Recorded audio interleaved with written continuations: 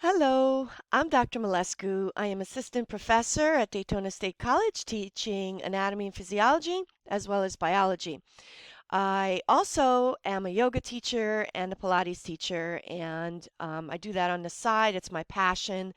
I've been a yoga practitioner, practicing and teaching and certified. I started my journey, I think in 2004, and I finally got certified in 2008. So I've been practicing and teaching yoga since then. And as I said, with yoga also comes breath work and meditation. So I have certifications in that as well as fitness. And I do love Pilates for core training. So, this presentation is all about the benefits of yoga, breath work, emotional freedom technique, and tapping, and guided meditation as a form of resetting and rebalancing and reducing stress and basically the tools for stress management. It is imperative and it would behoove anyone that has a busy life to sit down and really go through these exercises to help you manage your stress. Stress kills. We all know that stress can lead to a hyperglycemic state because of the hormones that are released from the adrenal gland. Um, the glucocorticoids, the cortisol, which makes us gain weight, also leaves us vulnerable to diabetes from the hyperglycemic state. In addition, it can raise blood pressure, which then in turn causes hypertension that leads to heart disease. And so all of the diseases that we know of that is rampant in the Western world is not just related to diet, but also lack of exercise and lack of self care. A stressful life that is not balanced with self care techniques. So, this is what I'm doing today, basically explaining how we could manage our stress through such practices. So, let us begin. So, the first thing I want to talk about is the power of breathing. The fastest way to turn off the sympathetic nervous system, the fight or flight, which induces epinephrine. So that adrenaline is good for a burst of energy short term to deal with stress. And our ancestors dealt with that superpower with the jolt of adrenaline, getting you out of harm's way, running away from a tiger or a bear. Oh my! But in this world, the stress is not acute; it is a chronic stress. And so now the body responds not with epinephrine and that short burst of energy, sympathetic nervous system, um, but instead, alternative pathway dealing with chronic stress. And that's what kills the individual and causes a lot of disease. How does that happen physiologically? Well, chronic stress is going to initiate the activation of the adrenal cortex hormones. And these are the hormones, mineralocorticoids, as well as glucocorticoids. And so, in layman term, the hormone is cortisol. And the chronic stress that we deal with elevates the cortisol levels, which in turn leads to your food, instead of being processed and metabolized, the body's holding on to fat like no tomorrow because it's in a chronic state of stress. So it thinks, the body just automatically assumes that chronic stress, we must hold on to everything. So fat builds up in the blood. It's a hyperlipidemia. Also in the blood, glucose is more rampant with high cortisol levels in the blood caused by chronic stress. So that hyperglycemic state can lead to diabetes. So this is how stress leads to diabetes. The hyperlipidemia leads to plaque formation in the arteries, hardening of the arteries, which is arteriosclerosis, and atherosclerosis, which is plaque formation, all lead to that situation of high blood pressure and heart disease. So there, I explained, I had to, I'm an anatomy professor and I also teach in biology, so I had to explain the physiological reason for chronic stress. So the go-to is breath work. This is the fastest way to calm down and turn on the parasympathetic nervous system. This is the autonomic nervous system that is rest and relax and digest, and reducing the fight or flight sympathetic, and also reducing the effects of chronic stress, meaning the adrenal gland going into overdrive. So what do? We do breath work, and in yoga we call breath work pranayama. Now, the term pranayama comes from the ancient Sanskrit word. Prana means life force, and yama is basically a suffix, which are practices. Ayama is translation to extend or draw out. So prana is to receive the life force and then draw it out. So basically spreading out the life force through the breath. And the ancient people didn't know much about physiology, but they did have intuition, and they had it somewhat right, because we know that the life force is oxygen. So the more oxygen we get into our system throughout our bloodstream, which our red blood cells transport that oxygen via the hemoglobin, all the tissues and cells need that oxygen. And all the tissues and cells, okay, are going to get rid of toxins, including carbon dioxide. So deep exhaling and deep inhaling. So on the exhale, we are releasing the carbon dioxide. Okay, so the yoga journal quote, prana means life force or breath sustaining the body. Ayama translates to extend or draw out, and together it means breath extension or control. So this is a very poignant, defining uh, situation where you realize that without the breath, you are unhealthy. So you really start to appreciate your respiratory system and appreciate the fact that you get a full breath in and a full breath out, continuously getting in the nutrient of oxygen. You need that oxygen gas, and continuously releasing the toxin carbon dioxide. So why don't we focus on the breath to keep us healthy? Just like our cell phones, every night we have to recharge. We should be doing, just like we brush our teeth at night, we should be doing breath work first thing in the morning and last thing at night. All right?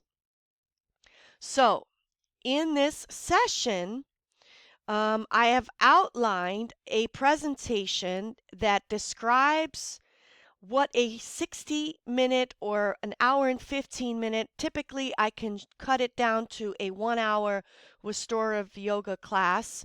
But if I really want to go in depth with a guided meditation, I prefer to teach a yoga class about an hour and 15 minutes. Okay? So the sample class that I will present to everyone for Daytona State College will be an hour of yoga and breath work, and then the remainder will be a guided meditation. So in total, it'll be 1 hour and 15 minutes. Now, there are many branches and different styles of yoga, and I have multiple certifications, Hatha Yoga, Restorative Yoga, and Vinyasa Yoga, as well as Kundalini Yoga. I have done all of them. So the class that is best for stress relief, I have to say, not for fitness, but for stress relief, is restorative yoga. And that's what I'll be presenting as a sample class, as well as describing the techniques that we utilize in restorative yoga in this outline that I am describing to you now. So restorative yoga involves breath work. It also involves emotional freedom technique, where we tap with our index finger and middle finger, we tap the energy centers. And the energy centers, the ancient people of India that practiced yoga, really didn't know much about anatomy, but they did know that a lot happens in your noggin, doesn't it?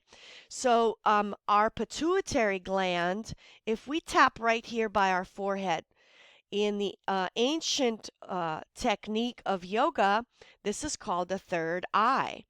But the pituitary gland and the pineal gland, if we go shoot straight back, that's where it's located. The pineal gland has to do with the sleep-wake cycle releasing melatonin. And the pituitary gland is upper management, dealing with many, many different hormones that are released upon stimulation or inhibition by the hypothalamus, which is a portion of the brain. And the hypothalamus reacts to the external environment as part of the nervous system. So, emotional freedom technique, there is a physiology behind it because we're tapping the energy centers that in yoga we call chakras. And the ancients, the correct pronunciation is chakra. All right, but we Americans say chakra. Whatever you want to say, that's what we're going to do in the sample yoga class, and we are going to describe the 7 chakras.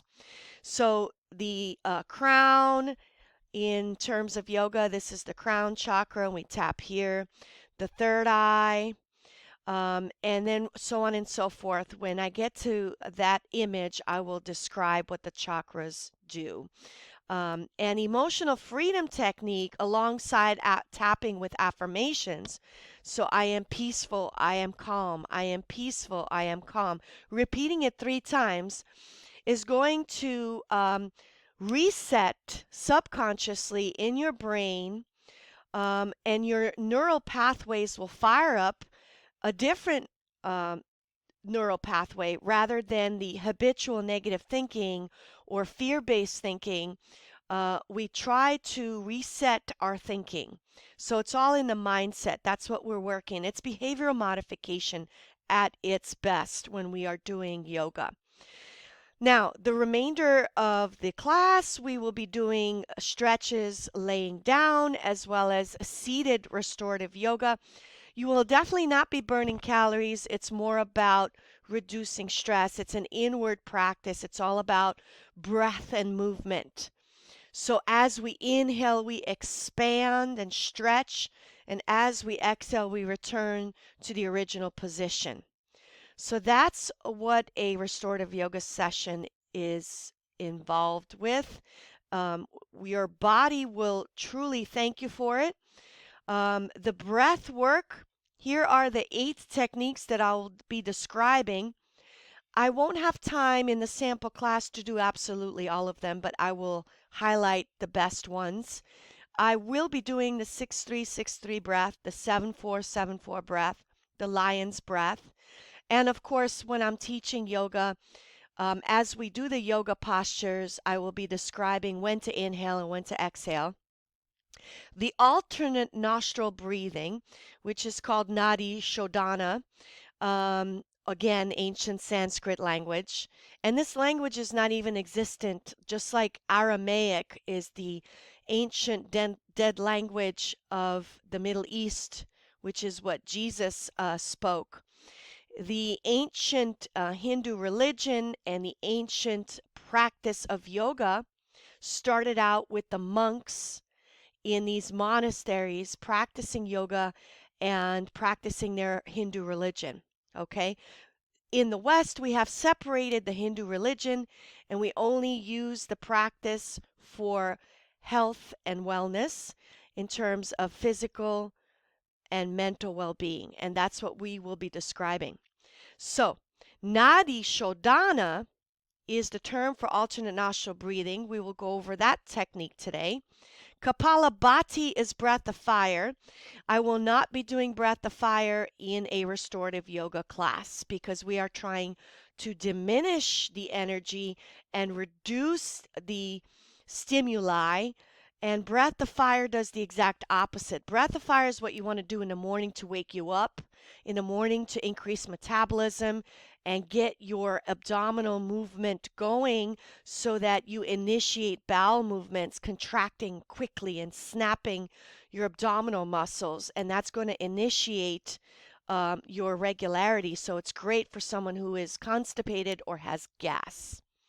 Now, the Ujjayi Pranayama, this type of breath is constricting the pharynx, which is the back of the throat, and on the exhale, creating an ocean sound. So we will be doing that in restorative yoga. And then the humming bumblebee breath.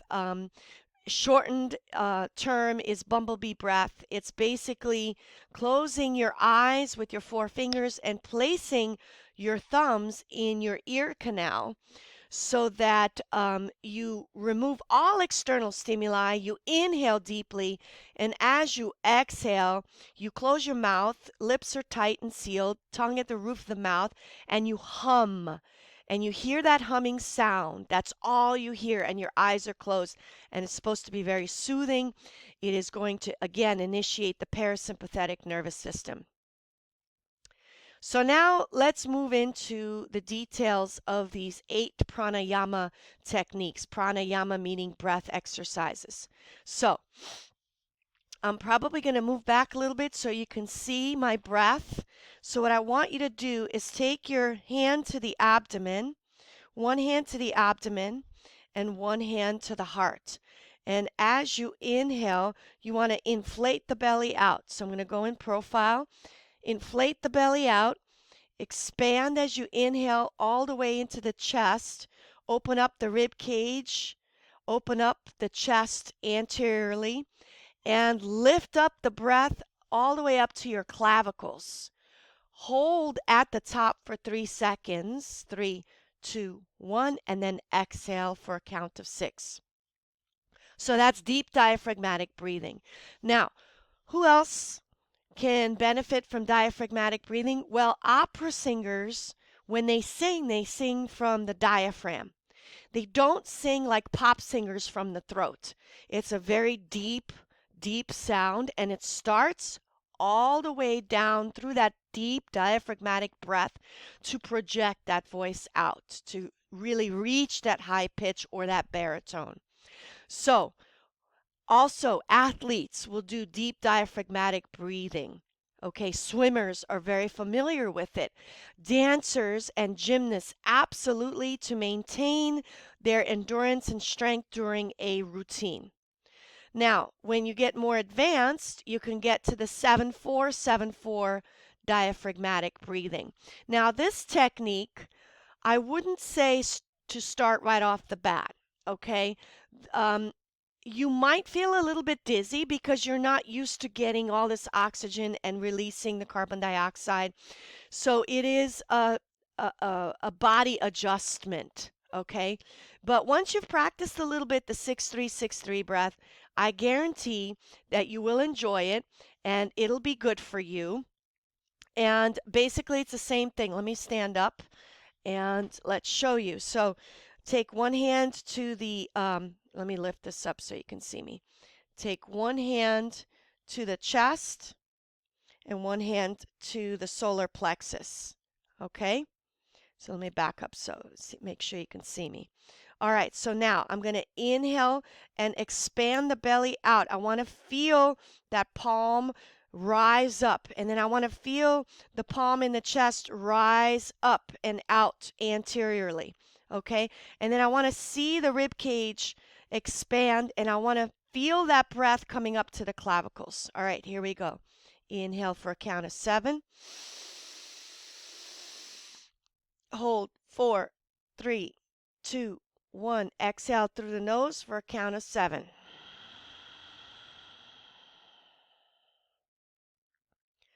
All right, now what I want you to do is do a set of 3 and imagine bringing in all the oxygen, bringing in positive thoughts, positive energy, exhaling out fear, negativity, negative thinking, worries. Okay, so let's focus on that. Here we go. Inhale for 7. hold 4, 3, 2, 1. Exhale for 7. One more time. Inhale for 7. 4, 3, 2, 1. And exhale for 7. Now, if you're not used to it, you'll even feel tingling in your fingers. And so it just takes a little practice. All right, let me move my little camera over. So I'm going to move it here so you could see a little bit better. Let's see, there. So this way you can see me as I'm moving along. All right, so that was the deep diaphragmatic breathing. The next exercise I want to do is, well, before I do that, the lion's breath, which is really funny. I'm going to try to focus on showing you the physiology. Hold on one second. Let me move this again. All right, right here. Okay, so what do we have here? This image is borrowed, so I wanted to show you how breath work is a technique that is not just used in yoga, but it is used in medical treatment. So alternative medical treatment, holistic treatment, and even it's really gotten into the allopathic field where allopathic MDs as well as DOs are recommending yoga practices, which is pranayama, meditation, and pretty much restorative yoga is the go-to to reduce stress. And it's very gentle and it's good for any age. Now let's go over the physiological benefits. So here are the physiological benefits of diaphragmatic breathing. So I'm going to go over briefly for those of you who've done anatomy, this will be a review. So it's Boyle's law, as you remember, as the lungs expand, volume in the lungs increases and the pressure decreases, and that pressure change from higher to lower allows the gases to come in. So in this case, when the pressure is lower inside the lungs than the pressure outside, meaning the atmospheric pressure, air naturally comes in and oxygen comes in. Now, when you're exhaling, seriously, recoiling of the lungs occurs. Serious recoil of the lungs occurs naturally. So it's not even forced, it just does it. It's a really visible expansion and then natural recoil. Okay? And so when that recoil occurs, the volume in the lungs diminishes and the pressure increases. Now the pressure inside the lungs, okay? So here it's expanding. Here the pressure inside the lungs increases and the diaphragm is returning to the dome shape. Here on inspiration or inhaling, the diaphragm dropped, okay, and the lungs expanded and the volume increased and the pressure decreased and air came in. Now in here, the diaphragm returns to the original dome shape and the lungs recoil so that the volume goes down and the pressure goes up, forcing the air out because the pressure inside the lungs is higher than the pressure outside the lungs. So gases only go down the pressure gradient, just like water following from a higher concentration to a lower concentration, which is what we know as osmosis. Water follows solute. So the same thing, the gas is going to leave from an area of high pressure and leave and go to an area of lower pressure. And that's Boyle's law, and it's all related to volume because pressure is inversely related to volume. So now that I gave you that physiological lesson, you can see here that the oxygen that you are getting in with a deep diaphragmatic breath and full expansion of your lungs, it improves the brain perfusion. So in other words, blood circulation, you're going to get more oxygen to your brain. More oxygen to your brain means improved memory,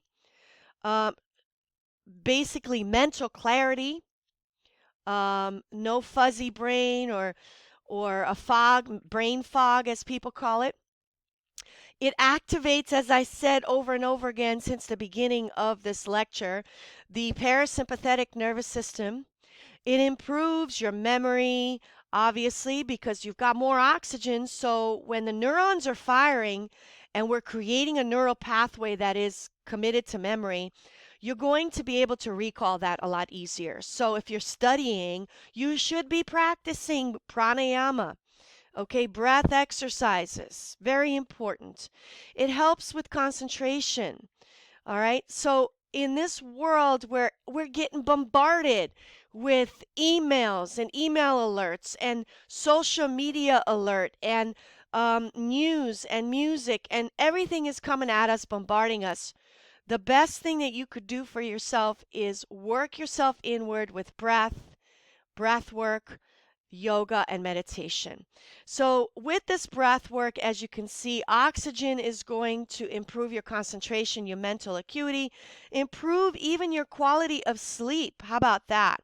That's phenomenal. Um, and it's going to help reduce your stress and more resilience. Who doesn't want to be resilient, especially now during the pandemic?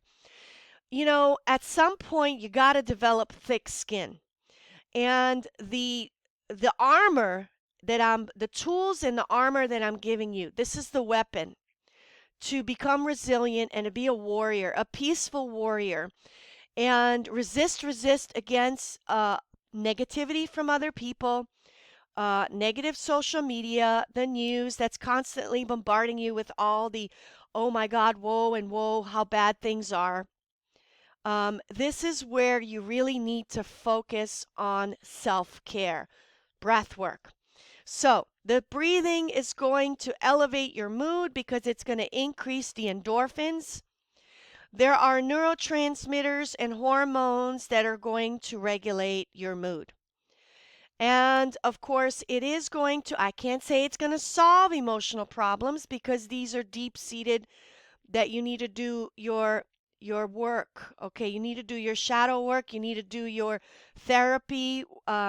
If you do have PTSD, you need a licensed psychologist or psychiatrist to deal with the chronic emotional issues and mental imbalances that have resulted from past trauma. However, another note of warning, yoga can actually percolate and bring things up, but that's not necessarily a bad thing. It may be bad if you don't know how to process them and release them. And this is why, if you have deep-seated trauma, I do recommend a professional as well as practicing yoga to get you through that dark time of releasing past trauma. Anyway, so I pretty much went off on a tangent with that, but I just wanted to make sure that you understand how breath work can really affect your brain function. Now, what about the heart? It can lower your blood pressure, it can lower cholesterol, heart rate, heart load. Now, all of this is because you're giving your heart what it needs, and you're also practicing the full circulation of your blood at a lower level of blood pressure. So by lowering your blood pressure, you're putting less stress on the heart. So that's my layman term in terms, without going into a lot of physiology, that's the best way I can explain it. Now, I also mentioned lowers cholesterol. We already know why. I had talked about it earlier. It's that culprit, that terrible hormone cortisol. Now, in terms of the lungs, you bet, just like we practice push-ups and sit-ups to gain strength in our muscular system, we practice breath work to improve our total lung capacity. And athletes, dancers, gymnasts, all right, we need to improve our total lung capacity. Okay. Um, Definitely breath work was part of my practice as a gymnast. So for me, when I got into yoga, it was a very natural transition in my mid 30s. Now, additionally, The abdominal organs, it increases digestion because the deep breathing, believe it or not, is going to help you strengthen your core, your rectus abdominis muscle. Your remaining abdominal muscles do have to contract when you're doing deep diaphragmatic breathing. And when you're breathing and twisting your spine to stretch, now you're improving issues like constipation. And it also will reduce the symptoms of irritable bowel syndrome, IBS. Now, in addition, I would like to add that oxygen to the muscles is a good thing. It improves relaxation of the muscles, decreases spasm and tension. And of course, deep diaphragmatic breathing, you can only do it, you could only practice it standing up straight. If you're hunched over like this, you're not going to be able to get that full breath in. So, indirectly, it improves your posture. What about the kidneys? Diaphragmatic breathing is going to normalize blood perfusion to the kidneys and be able to filter out toxins. So that's a good thing. We're removing toxins and increasing blood flow through the kidney. Now, the endocrine system, it is the main target organ system. Why is breath work so beneficial? Why is diaphragmatic breathing specifically so beneficial to the endocrine system? It is because it affects every single gland and organ that is involved with hormonal balance. Now, without getting into huge detail by describing the entire endocrine system, these are some of the glands that are involved, and of course, some of the organs like the liver and the kidney for filtering. But the remainder of these are glands, and of course, the hypothalamus, pituitary, and pineal gland are paramount to um, receiving this oxygen and regulating all the peripheral endocrine glands, which do their function and release their gland to have an effect on the body, a beneficial effect. All right, so moving away from the technicality of diaphragmatic breathing and the physiological benefits, and moving through other techniques that we will experience in the sample yoga class.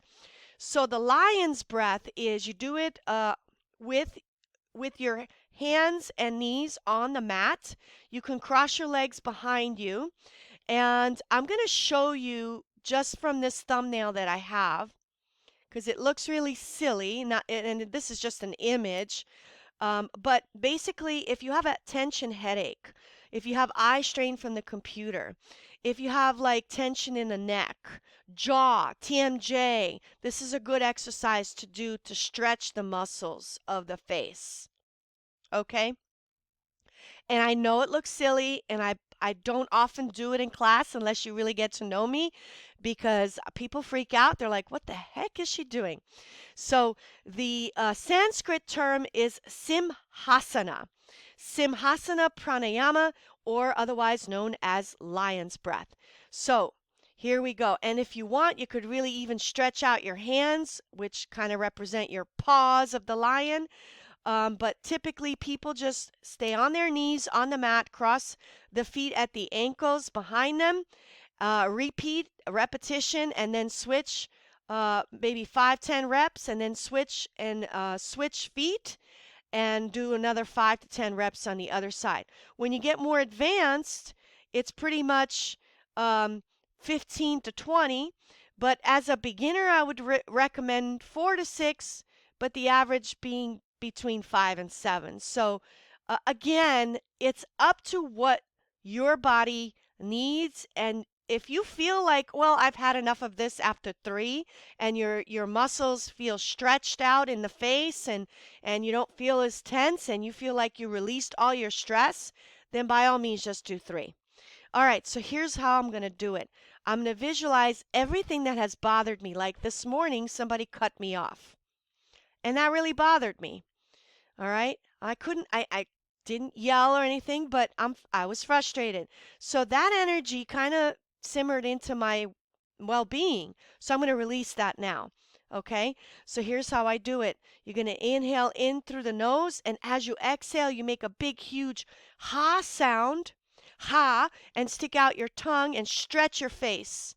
Okay? Open your mouth and chin as far out as possible, and then return to your normal neutral face, uh, your normal silly face, or your serious face. Okay, I'm going to have the serious face now. Here we go. I'm going to do this 3 times. You ready? And I'm going to use my fingers too. All right, here we go. Inhale. Hold 3, 2, 1. Ha! Okay, now I hope I didn't scare you, but that's what it looks like. All right, so probably the best thing to do is do this privately in your own room, not in the car when people can see you and go, what the heck is that person doing? All right, 2 more times. Inhale. Hold 3, 2, 1. Okay, and last one. Inhale. 3, 2, 1. All right. Now that I made you laugh, well, you're probably never going to want to take my class again and probably think she's crazy. All right, so that was the lion's breath. So now I'm going to move on to the next breath exercise. This one is just me describing to you, and I'm going to give you some samples. So we do have a style of yoga called chair yoga, and I do this with older individuals that can't sit on the ground, can't get down on the mat and come back up, so they have trouble with that. So here I am sitting in the chair. Let me see if you can see me from back here. And so with yoga breath, we inhale, expand the body, stretch the body, and as we return to the original position, we exhale. So let's give you an example. Inhale, lift the arms up. So here I'm stretching, expanding, lifting, opening, and exhale, return. Okay, now I can do a spinal twist that way too. Inhale, lift the arms up. Exhale, twist. And this is chair yoga. You can do it in a chair. Inhale, lift.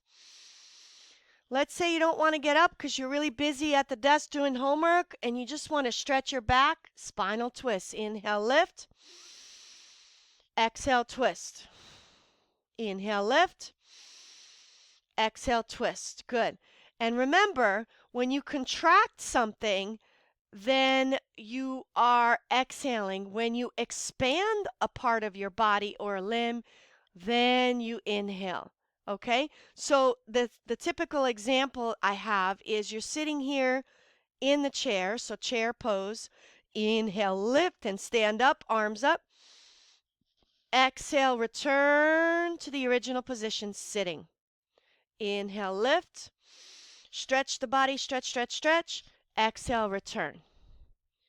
Okay? So that is breath work throughout your yoga practice. So when we do our sample yoga class, we will be practicing that exact technique where we breathe in, or we inhale or inspiration, and we expand the rib cage, chest, all the way up to the clavicle, and open up into a pose, and then exhale coming out of a pose. All right, so a typical example, which I showed you in chair pose, basically sitting in the chair and doing spinal twists. You could sit on the floor and do spinal twists, and that's what this lady's doing here. So typically you would inhale, bring the arms up, body is neutral, exhale, twist. All right, so your opposite contralateral arm is going to go to the outside of the opposite lower extremity, either the knee or outer thigh. All right, and the same side, ipsilateral side, that upper extremity is going to go behind your back. And notice how her spine is nice and straight. All right, why is it straight? Because you cannot get deep diaphragmatic breathing in if you are hunched over in kyphosis or hunchback position. Okay, So, what are the benefits? Like, for example, I'm typically showing you the spinal twist because it's my go-to if I'm sitting at a desk all day, especially when I'm grading. I'm always breathing in between, taking breaks, and doing spinal twists, especially if you have back issues. So, what are the benefits? Well, it increases movements through the intestinal compression as you twist. The spinal or trunk twists are great for the gastrointestinal tract if one feels constipated, okay? Twists are touted for their detoxifying effects. The exhalation is the breath cleansing mechanism for expelling the carbon dioxide, as we know. Alignment, and remember, as I said before, alignment and posture dictates that as your lungs empty, there's more physical space available for your rib cage to rotate. All right, now the next one I'm going to show you is alternate nostril breathing. So Nadi Shodhana is an ancient Sanskrit um, term for alternate nostril breathing. And this is your go-to if you have test anxiety. So let me show you the image. This is the image giving you the technique, but you're going to get a better result by looking at me doing the actual alternate nostril breathing. And I'm only going to do a little bit um, so that you can see. So you're going to take your last two fingers out and your thumb. Take your thumb to the left nostril. Inhale for a count of 6. Hold 3, 2, 1. Take the last two fingers and place it on that nostril, that left nostril, and exhale through the right for a count of 6. Inhale through the right for 6. Hold 3, 2, 1. Switch. Exhale through the left for 6. Inhale through the left for 6. Hold 3, 2, 1. Switch. Exhale through the right for 6. Okay? Deep breathing is going to get you through bringing oxygen to both right and left hemisphere of the brain. This particular one is great. Like I said, if you have test anxiety, if you can't sleep, this is the one that you should be doing. Nadi Shodhana, alternate nostril breathing. All right, let's move on to Kapalabhati. Now, as I said, my sample yoga class is going to be restorative yoga. So Kapalabhati is typically performed or executed, I should say, in vinyasa yoga, more fitness type of yoga. It's powerful, it's strengthening, it's flexibility, it's challenging. It's like the gymnastics of yoga, okay? Whereas restorative yoga is more like, I don't want to make comparisons, but golf. All right. It's enjoyable. I mean, you're going to burn some calories, but it's not like gymnastics, okay? Or football per se. All right. So I'm going to stand up for this and go into profile because this is only going to help if you see it. You have to see it because it's very hard. So as you inhale, let me bring this up a little bit. Let me see. I got to make sure you can see my whole body from the trunk down. Okay. I'll be right here. Okay, so you're going to inhale. And as you exhale, you're going to snap that belly in. So it's a short exhale. So it looks like this. See how I'm snapping it in? So it's quick, quick exhale. So inhale. And now prep.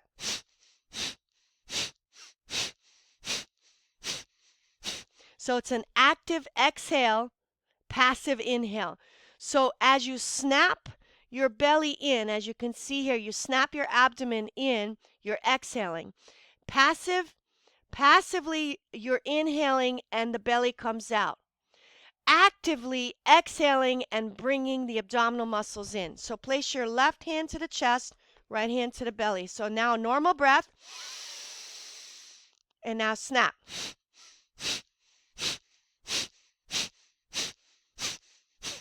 Okay? So it's not an easy exercise. It is something that has to be practiced before you even attempt it while doing yoga poses. All right, so the synopsis for that is here. Typically, I don't even want to tell you what advanced practitioners do because they do 30. I would say as a beginner, start at 15.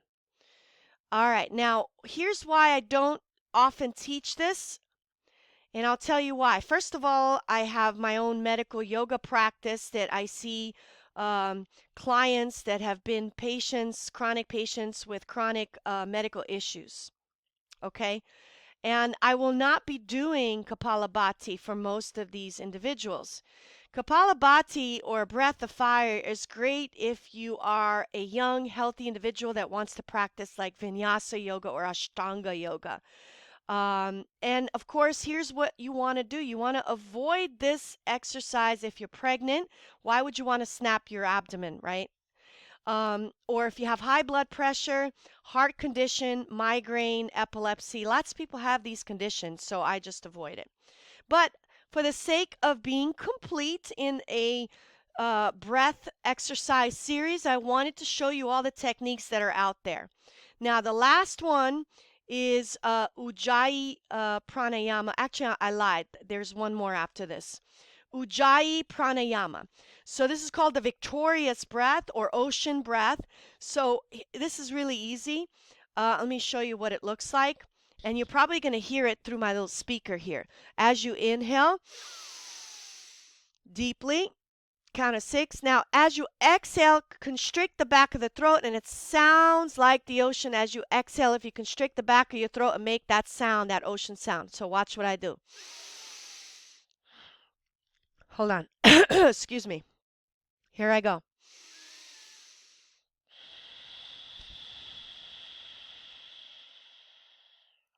And again.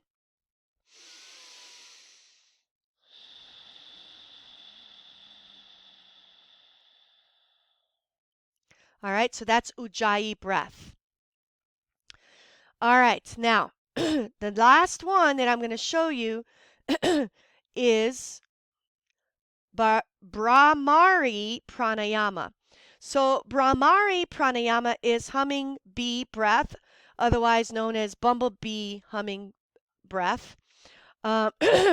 So this one, I have to take my glasses off. You take your thumb in your external acoustic meatus or ear canal and take your 4 fingers covering your eyes as you inhale.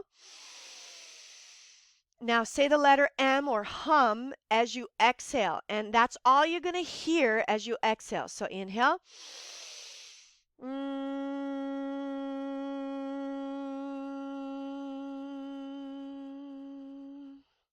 So the entirety of your exhale is performed while humming. And that is really a good exercise if, like, let's say you have sensory overload, there's just too much going on, you want to shut down and shut in, and you're completely about to have a meltdown, or you want to be at home and really focus inward before you go to sleep, and hearing the humming sound is quite soothing. All right, now a note of caution here, a cautionary tale. People with PTSD, this might be an issue because maybe perhaps some memory might be triggered in the temporal lobe of your brain, perhaps a sound or a vision of something that was traumatic with that humming, because things percolate, things come up, so negative neural pathways tend to replay. So again, do your therapy in addition to breath work. Okay, now that is the summary. You could read this on your own, the benefits of deep breathing, which I've already mentioned a million times throughout this presentation.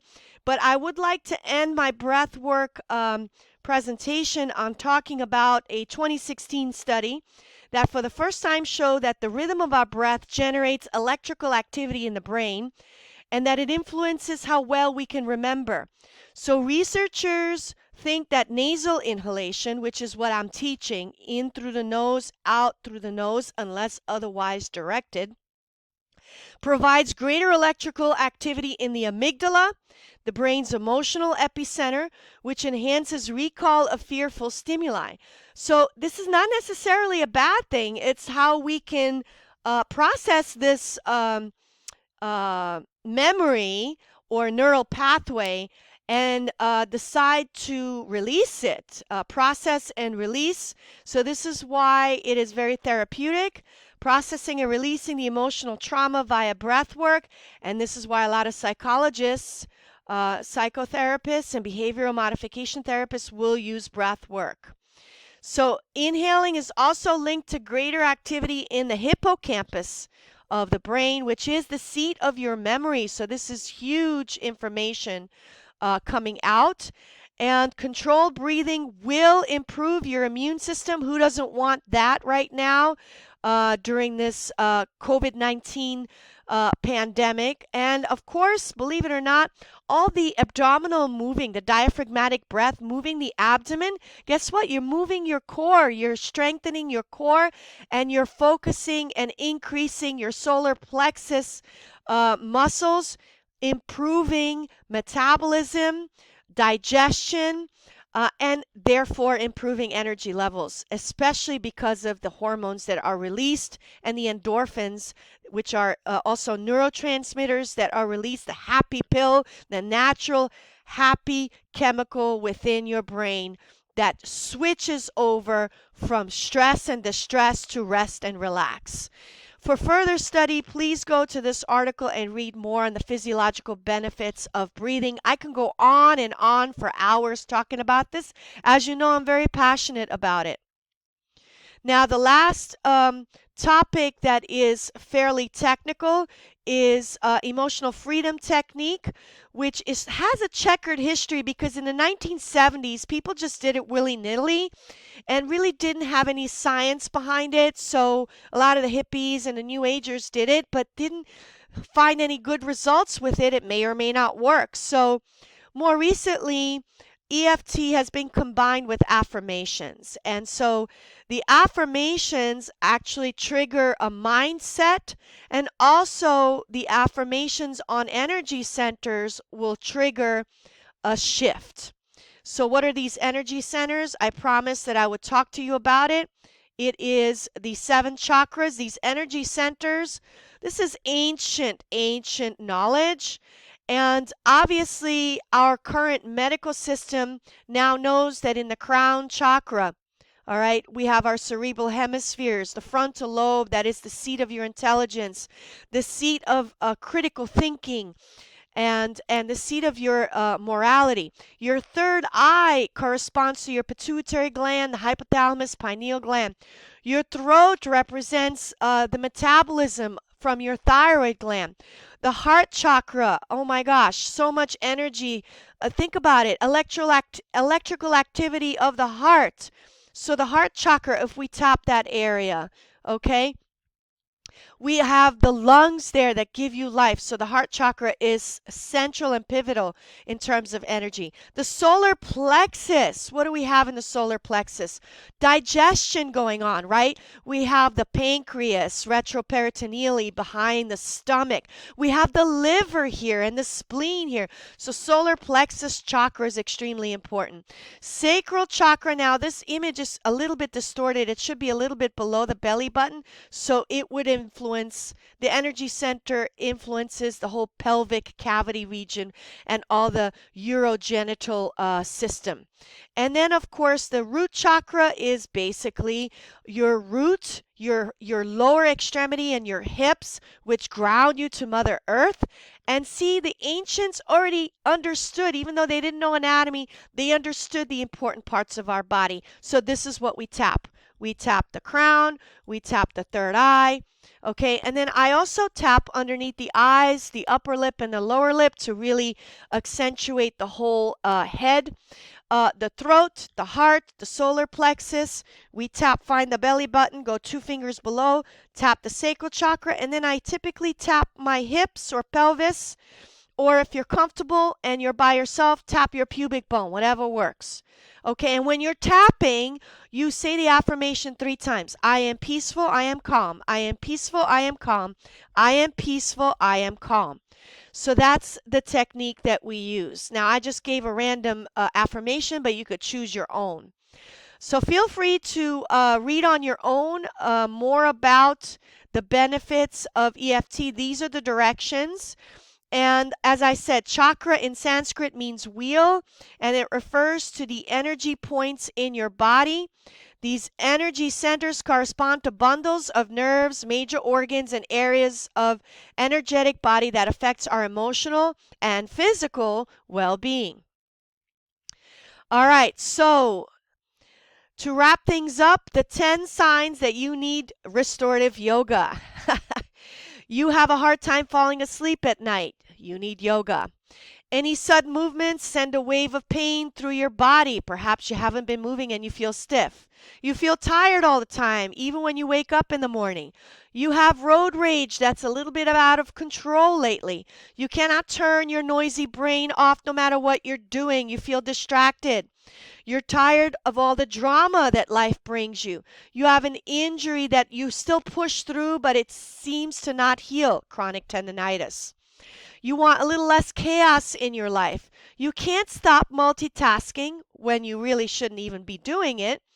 And you just can't focus on any one thing. Or you've been looking at this presentation and also doing other things.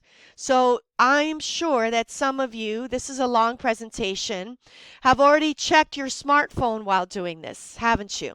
So please make sure that you understand why we do restorative yoga.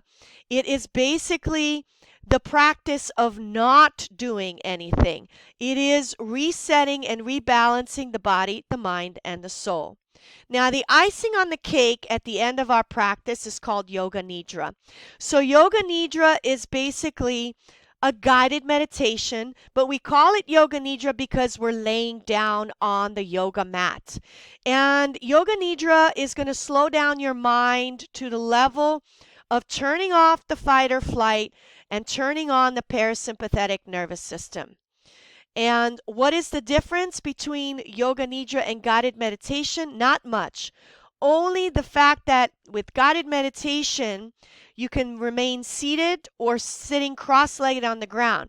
But with Yoga Nidra, it's even more relaxing. You're laying on the yoga mat, laying on the bed, and the subject is listening in on the yoga teacher or any other kind of practitioner guiding you through a visualization technique.